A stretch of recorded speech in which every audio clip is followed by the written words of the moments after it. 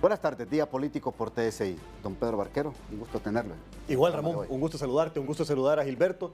Hoy estoy contento de estar con Gilberto, porque muchos miembros del gobierno no tienen mucho que decir, lo único que hacen es atacar, es insultar. Y para usted, don Gilberto, sí tiene mucho que decir. Gilberto es una de las pocas personas que piensan en ese gobierno y por eso es que estoy muy contento de estar con él, porque hoy en vez de tener un programa de gritos y ofensas, vamos a tener un debate de ideas a la altura y eso me pone muy contento. Don Gilberto, ¿cómo está? ¿Qué tal, Ramón? Gracias. Igualmente compartir con Pedro siempre con diálogos de altura y bueno, contraargumentando, ¿verdad? Tratando de encontrar la verdad y de hacer la autocrítica necesaria, la que sea pertinente al momento que estamos viviendo. Perfecto. Póngame los últimos tweets que ha escrito don Pedro Barquero, por favor. Dice el primero: en Honduras impera la fuerza, no la ley. La excesiva concentración de poder es lo que busca el gobierno. No lo vamos a permitir, dice BOC Honduras. ¿Con qué ilegalidad va a salir la comisión permanente ahora? Se pregunta don Pedro Barquero. Luego, más adelante, escribió otro tuit. Nuestras Fuerzas Armadas son motivo de orgullo. No permiten que machen su honor, su lealtad y su sacrificio, concentrando el poder alrededor del oficialismo del gobierno, con la rotación de mandos en su institución. Estamos con ustedes. Antes de que don Pedro se refiera a esto que ha escrito, quiero la reacción de don Gilberto. Bueno, a mí me parece que es normal en el sentido de los nuevos alineamientos que tiene aquí el amigo Pedro. Uno como oposición normal, la tendencia general que hay a que el poder cambie de lugar asusta, digamos, porque los que se quedaron del lado de la oposición, ¿verdad?, evidentemente van a ir teniendo menos respaldos desde el punto de vista institucional y cada vez menos respaldos también desde el punto de vista popular. Entonces, es necesario caer en este discurso que intenta, digamos, desprestigiar el curso de la democracia, porque el tema del triunfo electoral y que nosotros controlemos parte de algunas instituciones tiene que ver con la voluntad popular. Y además recordar que nosotros, tanto en la Corte Suprema de Justicia como en el Congreso Nacional, ¿verdad?, e incluso en el Poder Ejecutivo, nosotros no controlamos todo el espectro del poder, ¿verdad? Las instituciones están compartidas, ¿verdad?, con el bipartidismo principalmente y también con el Partido Salvador de Honduras. Pedro. Sí, hay dos elementos importantes que quiero referirme de lo que acaba de decir Gilberto. Primero, el apoyo institucional. Es correcto, el apoyo institucional se está concentrando a favor del oficialismo y yo estoy en contra de eso. O sea, yo siempre he estado en contra de la concentración de poder porque precisamente la corrupción e impunidad histórica que hemos tenido por décadas en este país ha sido una consecuencia natural de esa excesiva consecuencia de la concentración de poder. Y estamos viendo ahorita más de lo mismo. ¿Qué es lo que estamos viendo? Un intento del oficialismo de poder controlar absolutamente todo. Se les olvida que esto es una democracia, que esto es una república y que la república tiene 3 poderes del Estado que deberían de ser independientes pero complementarios. Pero están haciendo lo mismo que se ha hecho en las décadas anteriores, tratar de concentrar todo el poder y eso es el peor error que están cometiendo y les va a salir caro para las siguientes elecciones y ahí quiero caer al segundo tema del apoyo popular. Yo coincido con Gilberto en que el apoyo institucional lo están concentrando el oficialismo. Eso es evidente, eso es lo que está pasando y no es bueno, es malo para el país. Pero el apoyo popular, ahí yo difiero. El apoyo popular está con nosotros, está con la oposición. Lo demuestran las encuestas que paga el gobierno y lo demuestran también las encuestas independientes. Sid Gallup, que es una empresa encuestadora que paga el gobierno, le bajó en menos de un año la popularidad o la aceptación de la gestión de la presidenta como jefa de gobierno de más de 64% a 36%, encuesta pagada por el gobierno. Y encuestas que no son pagadas por el gobierno, más bien la colocan con un 15%. Entonces lo que estás viendo es un fuerte deterioro del apoyo popular, que se está moviendo más bien en contra del gobierno y no a favor del gobierno. Y ese apoyo popular que están perdiendo y que está ganando la oposición es precisamente lo que nos da a nosotros el lugar de aglutinar a toda la oposición política y a todas las organizaciones de sociedad civil también dentro del bloque de oposición ciudadano. Hacer el BOC hace un año hubiera sido imposible porque las condiciones de país más bien estaban a favor del gobierno y me refiero a las condiciones de país en cuanto a la aceptación popular. Pero hoy ha sido tantos errores los que han cometido que les ha costado caro eso en cuanto al apoyo de la gente y por eso es que más bien ahora el apoyo está contundentemente con la oposición.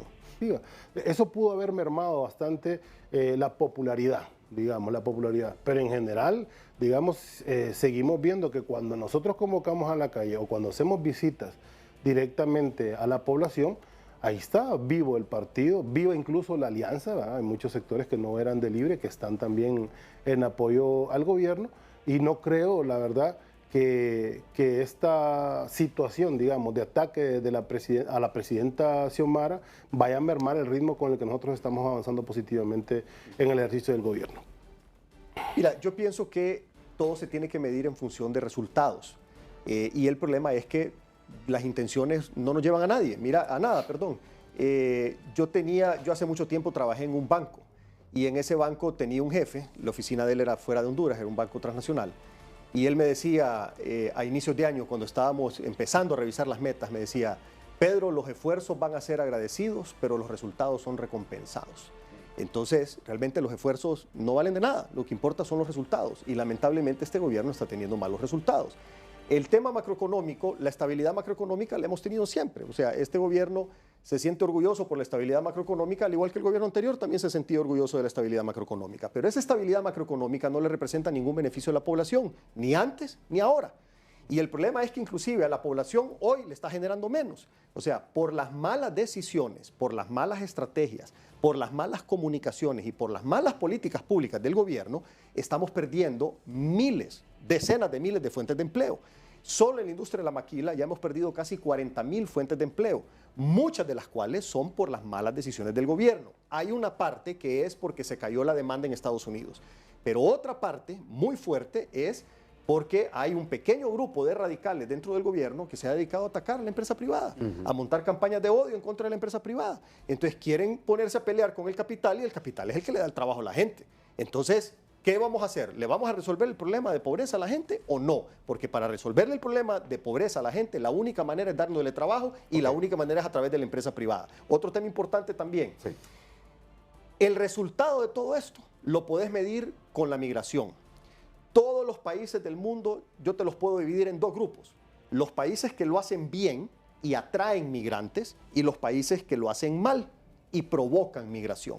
Honduras históricamente lo ha hecho mal y ha estado del lado de los que provocamos migración.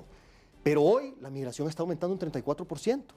O sea que si vos ves un aumento en la migración, no es que se mantiene estable, que pudieras decir, bueno, la gente tiene una expectativa, digamos que cautelosa, no es que está mejorando, entonces dirías las cosas se están haciendo mejor. No, está empeorando. O sea, un 34% de aumento de migración es un claro reflejo del deterioro de la calidad de vida de nuestros conciudadanos. Y ese es el mejor termómetro, Ramón, para poder medir el gobierno. Ahora, ¿qué es lo importante de esto? Lo importante de esto es que aprendan la lección de lo malo que hicieron en estos primeros 2 años para que lo corrijan en los siguientes 2. Pero lamentablemente yo no veo esa actitud por parte del gobierno. Lo que veo es que ellos se encierran en sus propias mentiras, quieren engañarse ellos solos de que la situación la están mejorando cuando el pueblo a gritos les está diciendo que no, se los dice a través de la migración, se los dice a través de las encuestas y ellos siguen encerrados en esas malas decisiones. ¿Y qué es lo que pasa, Ramón? Hoy tenemos el país peor que como lo teníamos hace 2 años y dentro de 2 años lo vamos a tener peor todavía si no recapacitan, que todavía están a tiempo. Vamos a la primera pausa y regresamos en Día Político por TSI.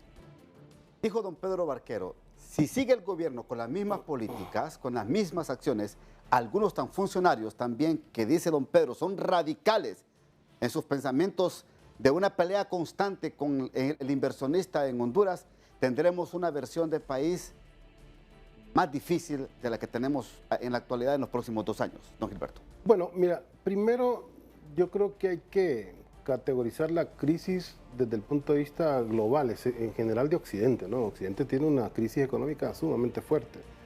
La tiene Europa, tiene una crisis, ahorita está en recesión Europa, la tiene Estados Unidos, que tiene una recesión velada, ¿verdad? Porque ellos tienen la máquina de imprimir dólares, pero en realidad tienen una recesión bastante fuerte, ¿verdad? Te lo dicen los trabajadores, incluso los migrantes con los que nosotros tenemos permanente comunicación. Y ya lo mencionaba Pedro, ¿verdad? Parte de esa crisis de consumo que va a tener a raíz de la desaceleración económica. Para mí es una recesión, pero bueno, digamos, ralentización de la economía norteamericana. Algunas inversiones, como lo publicó Gildan cuando se fue del país, tenían que ver con que han perdido mercados en Estados Unidos, ¿no? Entonces, nosotros no podemos estar ausentes de esa crisis económica, ¿verdad? Nosotros no creamos la economía hondureña en una burbuja, al contrario, creamos una economía sumamente dependiente y principalmente dependiente de Estados Unidos y de Europa. Entonces, el año pasado, bueno, ya lo hemos dicho hasta el hartazgo, ¿verdad? Las condiciones en que encontramos la economía nacional y el duro peso de la deuda externa, ¿no? Por otra parte, también el presidente Zelaya decía que, y esto yo quiero ser así meridiano y paladinamente claro, ¿verdad? Si el gobierno tiene que invertir en un lápiz o si tiene incluso que terminar de pagar salarios, tiene que endeudarse. Esa es la condición que tiene el gobierno. Por tanto, los que deben hacer inversión en el país es la empresa privada. Entonces, no te vas a pegar un tiro en el pie, ¿verdad? Porque obviamente no vas a caminar si vos combatís a la empresa privada en general. Nosotros, sabemos, ¿va?, que el 72-74% del empleo hondureño lo da la pequeña y mediana empresa en el país. Lo otro lo da la grande empresa y un sector muy pequeño, ¿verdad?, es el que vive con exoneraciones fiscales concentrando la riqueza. No estamos en contra del empresariado, tampoco estamos en contra de ese sector pequeño, solamente estamos en contra de que no paguen impuestos. Y entonces eso ha desatado la batalla total contra el gobierno de Xiomara, el tema de pagar impuestos. Supuestamente porque esto incentiva el trabajo en el país y efectivamente ha venido trabajo de muy mala calidad. Desde hace 30 años tenemos ese modelo de desarrollo que no nos ha permitido a nosotros salir adelante, al contrario, ¿verdad? Ha sido un modelo que nos ha hecho más dependientes, que ha construido una economía más débil y una población pues, sin expectativas que tiene que marcharse del país. Ya lo decía también el vicecanciller Gerardo Torres hace una semana, que hay demostraciones estadísticas.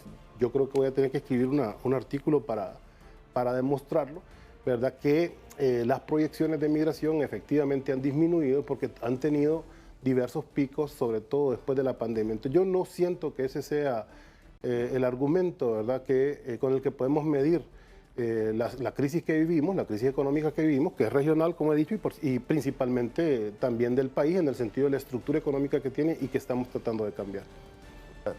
Sí, un tema importante es el tema de que en efecto quien tiene la responsabilidad de generar los empleos somos el sector empresarial, o sea, somos los empresarios. Los que tienen la posibilidad. Y el que tiene la posibilidad también, correcto. Pero para que eso suceda, se tienen que generar las condiciones. Los capitales se mueven en base a la confianza. Lamentablemente, este gobierno no ha generado confianza. Lejos de eso, ha destruido la poca confianza que había en el país por parte de los capitales nacionales y extranjeros. Prueba de ello es lo siguiente.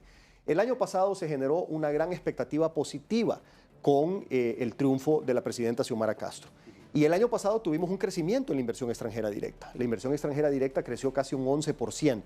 Es poco si lo ves en el contexto latinoamericano, porque en Latinoamérica, en promedio en toda Latinoamérica, la inversión extranjera directa creció un 50%. Entonces nosotros crecimos apenas un 10%, pero es un crecimiento, era un paso en la dirección correcta, positivo. Pero este año, después de muchos errores, sobre todo de comunicación de parte de algunos funcionarios que se dedicaron a atacar a la empresa privada y a tirar mensajes que lo único que hicieron fue avientar capitales, este año arrancamos el primer trimestre con una caída casi del 40% de la inversión extranjera directa. Al segundo trimestre ya íbamos con una caída del 20%. Entonces, esos errores se pagan caro en economía, porque el dinero, los capitales, es lo más nervioso que hay. El dinero busca llegar a donde se siente seguro y donde lejanamente huele algún peligro, se va. ¿Por qué? Porque en el mundo hay 180 países que le ponen la alfombra roja a los capitales para que lleguen y hay un pequeño puñado de países que hacen lo contrario. Y lamentablemente nosotros como país, ahorita estamos en el club de los pocos países que hacen lo contrario. Entonces, ¿qué es lo que pasa? Por ejemplo, en la industria de la maquila, muchas de las empresas están siendo afectadas por la caída de la demanda de Estados Unidos, pero no es solo eso lo que nos ha provocado el desempleo. Hay muchas empresas de la maquila que están cerrando operaciones en Honduras, pero que esos empleos que se están perdiendo acá, por lo menos parte de ellos, los están empezando a dar en Bangladesh, en República Dominicana y en Guatemala. Entonces, no es la única razón el tema de la caída de la demanda de Estados Unidos, sino que hay un fuerte componente de la pérdida de confianza en el gobierno de Honduras. Pero nuevamente insisto, lo importante es recapacitar y empezar a hacer lo correcto. Esos mensajes de estar, o sea, nosotros tenemos que ser prácticos en esta vida. No es subordinación buscar una buena relación por diferentes tipos de conveniencias. O sea, a nosotros nos conviene una relación con Estados Unidos por muchos factores. Primero, el gobierno de Estados Unidos ha sido amigo del gobierno de Honduras toda la vida. El pueblo de Estados Unidos ha sido amigo del pueblo hondureño toda la vida. Y tercero, son nuestro principal socio comercial. Nuestras exportaciones van principalmente a ese país. Entonces, ¿por qué estamos nosotros metiéndonos en pleitos de geopolítica internacional con países que realmente no nos conviene, como por ejemplo Rusia y China, que son dictaduras, que no son democracias, en donde se violan los derechos humanos, en donde no hay libertades, y nosotros por estar apegándonos a esos países, estamos poniendo en riesgo la relación con nuestro socio histórico, que es Estados Unidos. Rusia y China, países en donde literalmente no hay democracia, no hay libertad. Aquí hablan, por ejemplo, la gente que dice ser militante de izquierda, hablan de los derechos de las libertades sexuales. En Rusia por ley es prohibido ser homosexual, por ley, te pueden meter preso por ser homosexual. Hablan también aquí de la cuestión de la libertad de expresión. En China, para que vos sepas, yo he estado en China porque una de mis empresas compra productos de China para revender. ¿Y qué es lo que pasa? Cuando entras a China, encendés tu celular y tenés acceso a internet, pero están bloqueadas la mayoría de las cosas que nosotros usamos. Allá está bloqueado el WhatsApp, está bloqueado el Facebook, está bloqueado el Instagram, está bloqueado todo lo que nosotros normalmente usamos. ¿Por qué? Porque el gobierno chino es un gobierno dictatorial en donde no se permite ningún tipo de libertad, ni políticas, porque solo hay un partido político, que es el Partido Comunista China, ni libertades de comunicación. En vez del WhatsApp y de todas las opciones que tenemos nosotros aquí en estos países, allá solo hay una que se llama WeChat y es monitoreada por el gobierno. El gobierno está permanentemente monitoreando lo que pasa por esa red social y es la única que puedes usar en China. Entonces, ¿qué es lo que estamos haciendo nosotros? O sea, ¿a qué lado del mundo nos estamos arrimando, como decimos folclóricamente, y de qué lado del mundo nos estamos desarrimando, como decimos folclóricamente? Nosotros tenemos que fortalecer nuestras relaciones de todo tipo con los países que aman la democracia, que aman la libertad, que respetan los derechos humanos y que permiten tener un crecimiento económico para todos. Voy a la segunda pausa, ya regreso en Día Político por TSI. Bien, seguimos en Día Político por TSI, lo que ha expresado. Sí, bueno, varios puntos de vista con los que no estoy de acuerdo. El primero, el tema de la confianza del empresariado. Yo nunca había ido a un centro comercial que queda aquí en la zona de la salida al sur de Tegucigalpa. Y me senté en una mesa, era como un food court que le llaman, ¿no? Donde están todas las mesas de los comedores. Yo no sabía que pertenecía precisamente a un restaurantero que estaba ahí, ¿no? A un restaurante. Y salió el dueño, ¿no? Y me dijo, mire, me salió con una bebida, por cierto, quiero que cortesía a la casa, me dijo, mire, solo le quiero contar una anécdota. Obviamente me conoce porque me ha visto en la televisión. Y me dice, mire, que yo es la primera vez que voy a tramitar permisos al gobierno. Y pregunto, porque ya está acostumbrado, cuánto tengo que pagar como de extra o de coima. Y los propios funcionarios me han dicho, no, eso no tiene ningún costo, ¿verdad? Y este trámite va a salir de tal manera. No es la primera vez que me pasa. Yo siento que generalizar, ¿verdad? O digamos, demonizar la nueva administración pública, o decir, por ejemplo, yo sé que no lo dice Pedro, pero otros dirigentes del Partido Nacional, por ejemplo, plantean que este es el gobierno más corrupto de la historia, por ejemplo, Fernando Anduraiba. Y a mí me parece que extrapolar un discurso así no nos permite tener una visión correcta ni enmendar en caso de que haya errores. En cuanto a las relaciones internacionales, yo sí principalmente soy un crítico de las relaciones de subordinación que tuvimos con Estados Unidos, principalmente con la llegada de los tratados de libre comercio y con el modelo neoliberal que entregó básicamente muchos de los bienes y recursos nacionales al capital extranjero, para que el capital extranjero lo explotara, dejándonos nosotros muy bajos salarios, escaso o nulo desarrollo y una condición, digamos, de estancamiento casi permanente. En el caso de Rusia y de China, bueno, Rusia tiene elecciones democráticas, ¿verdad? Putin ha ganado esas elecciones en más de 4 ocasiones. Putin no es de izquierda, Putin es representante de la clase oligárquica rusa, ¿verdad? Tiene a los grandes capitales de las grandes emporios y empresas rusas detrás de él. El Partido Comunista Ruso se opone a Putin, que es el Partido Comunista histórico del que viene desde Lenin, de la revolución bolchevique, y evidentemente yo comparto mucho más las visiones del Partido Comunista Ruso que las visiones de Putin. Ahora, ¿dónde coincidimos con él? En lo que tiene que ver con el respeto de la soberanía de los países, sobre todo de Asia. Y ahí vamos a llegar a China. Y aquí es donde yo siento, y la vez pasada lo dijiste también en un programa que yo estaba en Canal 11, Pedro, cuando hablaste de que en China no existía WhatsApp. Y entonces, miren, hay que entender las proporciones, ¿verdad? Todo el continente americano tiene cerca de 1.000 millones de habitantes, o apenas un poco más de 1.000 millones de habitantes. Y China tiene 1.400 millones de habitantes, es decir, 40% más de nuestra población. Ellos tienen su propia idiosincrasia, tienen una historia de casi 10.000 años, ¿verdad? Escrita. Entonces, evidentemente, cuando llegamos a China, llegamos a otro universo. Y además, decirle a Pedro que él sabe bien que es una tendencia global y el propio Estados Unidos tiene principales relaciones comerciales con China y principales relaciones políticas también con ese país. Por el tiempo, un minuto, don Pedro. No, agradecer el espacio y más que nada, estos espacios se tienen que aprovechar para poder enviar los mensajes al gobierno para que recapaciten. Les quedan todavía 2 años y están a tiempo.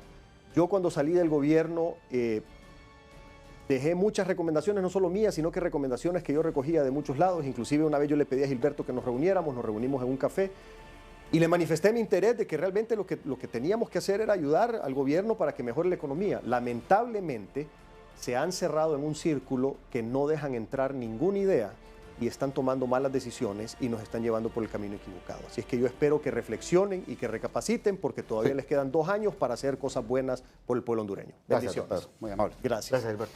A la orden, Solamente Ramón. le quiero decir algo a Gilberto. Dígame. Bien. A mí que me toca dirigir un noticiero matutino en la mañana, doy las noticias. Yo trato de buscar la opinión y el comentario de los funcionarios del gobierno, pero se esconden.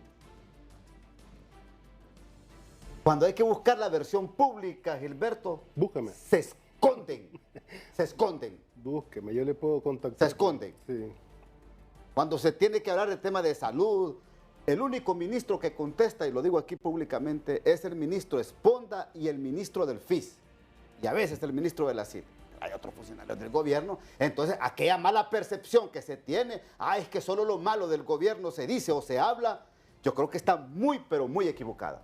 Funcionarios del gobierno, recomiéndeles. Sí, no, yo principalmente, recomiéndeles. personalmente, Dígale que contesten cuando se les llame para que den una versión acerca no siempre se de puede, determinada ¿verdad, noticia. Ramón? No siempre se puede atender Y- a la prensa. Yo hago todos los esfuerzos por salirme de la oficina, Correcto. tomarme una hora. Tal vez yo tengo esa disciplina, otros no tienen tal vez ese tiempo, pero sí hay contáctese conmigo. Yo también Perfecto. ahora estoy en el esquema de comunicaciones y yo perfectamente le puedo ayudar con eso. Gracias. Para Muy servirle, amable. claro que sí. También el canciller contesta muchas veces las llamadas telefónicas. Hasta aquí el programa de hoy. Que pase usted una feliz noche.